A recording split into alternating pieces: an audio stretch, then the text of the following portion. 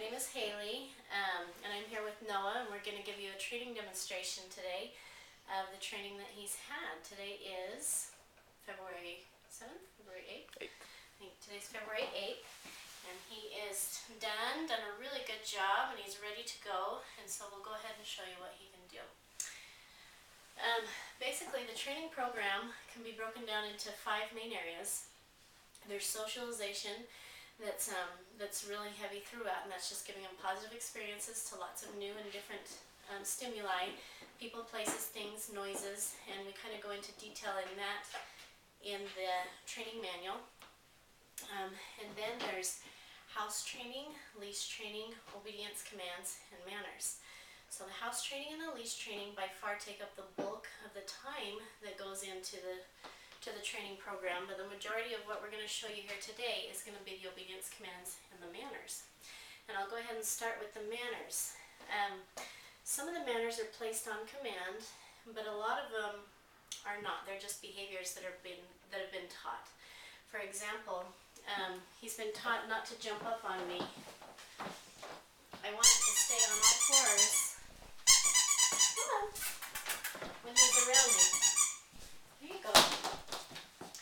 I want him to stay on all fours. When he gets happy and bouncy, like first thing in the morning, sometimes he'll do that. He can bounce up and stuff, but I don't ever allow him to put his paws on me. And it's important that you continue with that expectation with him so that he can keep up with that habit.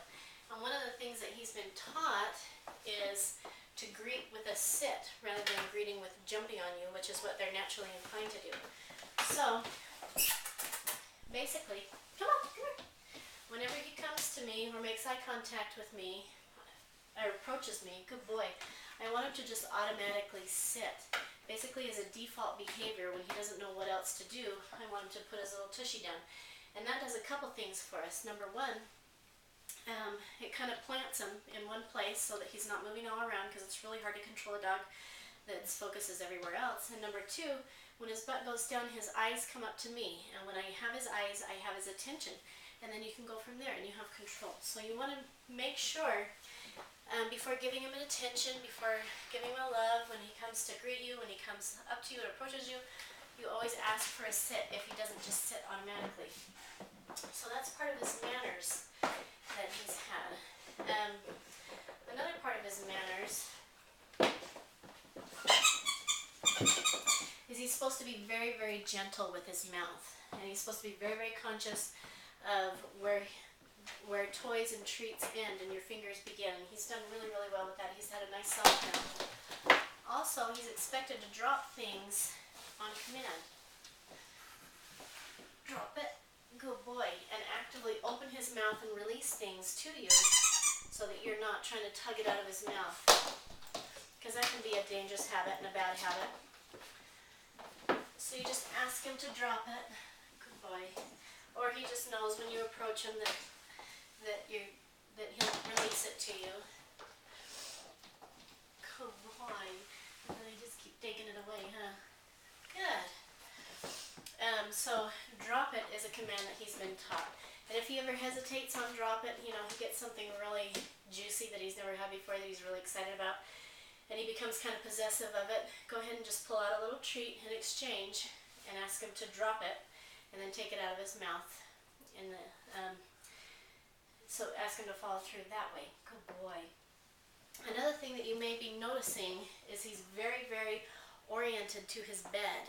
And we've done that on purpose quite a bit. Every time he goes to his bed on his own, we reward him with a toy or a treat or something.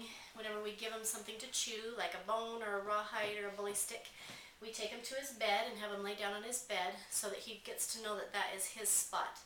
And very quickly, he will, if you orient him to his bed, he'll learn that that's his spot. It'll get saturated with his smell. Most dogs naturally like going to their bed. It's very soft, very comfortable. So go ahead and do that.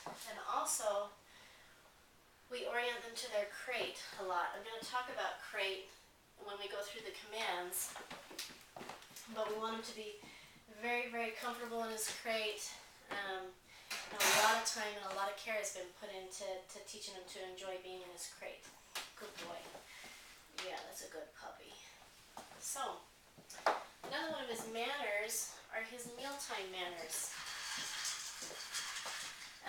There's 5 things that most people do give to their dogs every day, just naturally throughout the course of the day.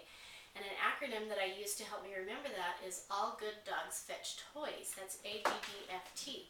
That stands for Attention, Gates and Doorways, Food, and Toys.